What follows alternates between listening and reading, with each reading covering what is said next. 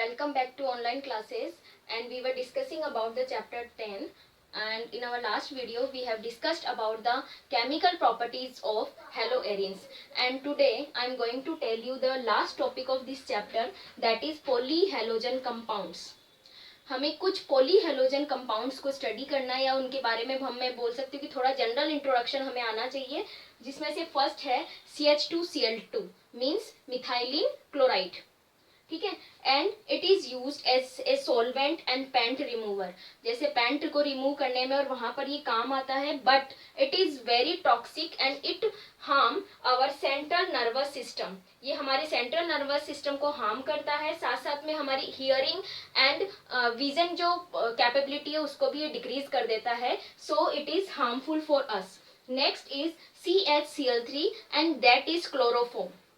CHCl3 means chloroform. Chloroform के बारे में आप जानते ही हो. वैसे तो यूजेस की बात करें तो ये सॉल्वेंट के जैसे काम आता है, साथ साथ में क्लोरोफ्लोरोकार्बन्स बनाने में भी ये काम आता है. और मोस्टली ये हमारे लिए इम्पोर्टेंट क्यों है, क्योंकि ये 3 इम्पोर्टेंट रिएक्शंस करता है, जिसकी वजह से 3 इम्पोर्टेंट कंपाउंड्स बनाता है जो हमारे एग्जाम्स में पूछे जाते हैं. एंड उनमें से फर्स्ट है फोस्जीन, सेकेंड है chloretone and the next one is chloropicrin. तो इसके लिए हम इनकी रिएक्शंस लिखते हैं. तो किस तरीके से देखिए क्लोरोफॉर्म ये कंपाउंड्स बनाता है. अगर हम क्लोरोफॉर्म को सनलाइट की प्रेजेंस में बाहर एक्सपोज करते हैं, कहाँ, आउटसाइड एक्सपोज करते हैं, तो क्लोरोफॉर्म क्या होता है, ये अनस्टेबल होता है, ये फटाफट से क्या होता है, डिसोसिएट हो जाता है. किस तरीके से डिसोसिएट होता है क्लोरोफॉर्म, देखिए सनलाइट की प्रेजेंस में जैसे ही ऑक्सीजन के कांटेक्ट में आता है तो यहाँ पर जो इसके 3 क्लोरीन है वो 3 क्लोरीन तो इसी तरीके से अटैच्ड रहेंगे, और ये जो हाइड्रोजन है उसके साथ में बीच में क्या आ जाएगी, ऑक्सीजन आ जाएगी. ये जो ऑक्सीजन है वो इस हाइड्रोजन के पास में अटैच हो जाती है. तो सबसे पहले तो ये बनता है एंड इट इज अनस्टेबल. तो तुरंत ही क्या होगा, ये डिकम्पोज होगा. और किस तरीके से डिकम्पोज होगा, देखिए एक तो बनेगा COCl2 इस तरीके से, that is called as phosgene gas. ये क्या बोली जाती है, फोस्जीन गैस है. क्या है ये, phosgene gas. And it is very toxic. And next एक हम कंपाउंड और बना सकते हैं, दैट इज HCl. तो क्लोरोफॉर्म का ये एक इम्पॉर्टेंट केमिकल प्रॉपर्टी है, जो कि क्या है कि क्लोरोफॉर्म स्टेबल नहीं होता है. तो इस पर इस तरीके से भी क्वेश्चन पूछा जा सकता है कि क्लोरोफॉर्म को जब हम सनलाइट में एक्सपोज करते हैं तो क्या होता है, तब हमें ये रिएक्शन लिखनी है और फोस्जीन के बारे में वहां पर लिखना है. और यही रीजन है कि क्लोरोफॉर्म को डार्क कलर की बोतल में टाइटली एयर पैक्ड करके और फिर उसको अंधेरे में या डार्क जहां पर होता है वहां पर रखा जाता है, क्योंकि अगर सनलाइट और ऑक्सीजन इसे मिल जाती है तो ये इस तरीके से डिकम्पोज हो जाता है. नेक्स्ट हम बात करते हैं क्लोरीटोन बनाने की. तो उसमें क्या होता है, देखिए यहाँ पर जो क्लोरोफॉर्म है, क्लोरोफॉर्म की रिएक्शन हम कराएंगे एसीटोन से. किससे कराते हैं हम, एसीटोन से. ये है एसीटोन एंड प्रोपेनोन. इसको हम क्या बोलते हैं, प्रोपेनोन.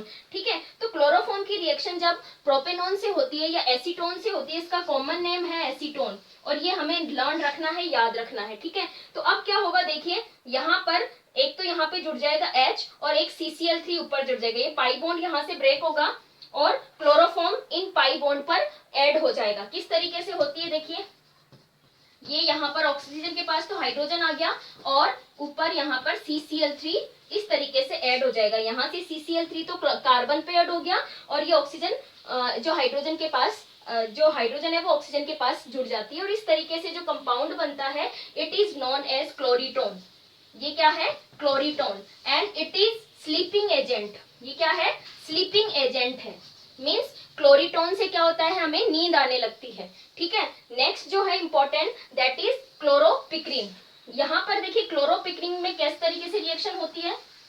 क्लोरोपिक्रीन में हम जो ये क्लोरोफॉर्म है उसकी रिएक्शन नाइट्रिक एसिड से कराते हैं. नाइट्रिक एसिड से रिएक्शन होने पर जो कंपाउंड है वो क्या बनता है, देखिए यहाँ पर जो H है, H के पास में तो मतलब यह जो क्लोरोफॉर्म है उसके पास में क्या आ जाएगा, NO2 ग्रुप जुड़ जाएगा. इस तरीके से 3 क्लोरीन तो ये एज सच रहेगी, क्लोरोफॉर्म की तीनों क्लोरीन इस तरीके से रहेगी. बस जो यहाँ पर H है, हाइड्रोजन है, उसकी जगह यहाँ से क्या जुड़ जाएगा, NO2. ठीक है, तो ये जो कंपाउंड बनता है उसे हम बोलते हैं क्लोरोपिक्रीन। ये क्या है? क्लोरोपिक्रीन। और क्लोरोपिक्रीन क्या है? टीयर गैस है। क्या है ये? Tear gas. ठीक है, और टीयर गैस के अलावा इसे वार गैस भी बोलते हैं। क्या बोलते हैं इसके अलावा इसको? वार गैस। तो इंपॉर्टेंट है, ध्यान रखना है कि क्लोरोपिक्रीन क्या है? It is known as tear gas और वार गैस। यहाँ आंसू आने लगते हैं ना, जो पुलिस है वो जो टीयर गैस की जो गोले फेंकते हैं वो टीयर गैस एक्चुअल में यही होती है। नेक्स्ट हम बात करते हैं आयोडोफॉर्म की।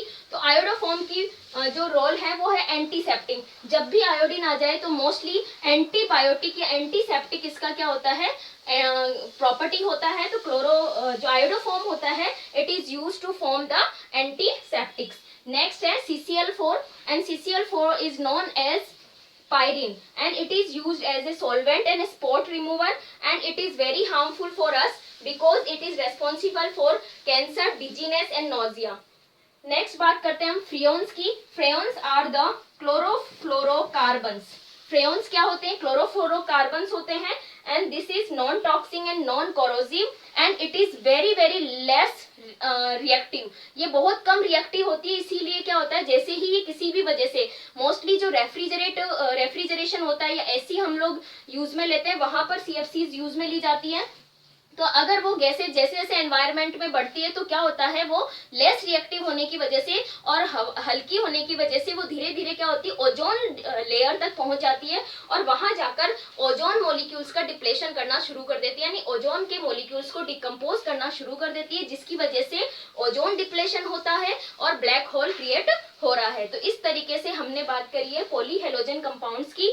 तो ये चैप्टर खत्म होता है। आप लोग एनसीईआरटी के जो न्यूमेरिकल्स हैं, पीछे क्वेश्चंस हैं, उनको रेगुलरली सॉल्व कीजिएगा और डाउट्स पूछिएगा। Thank you.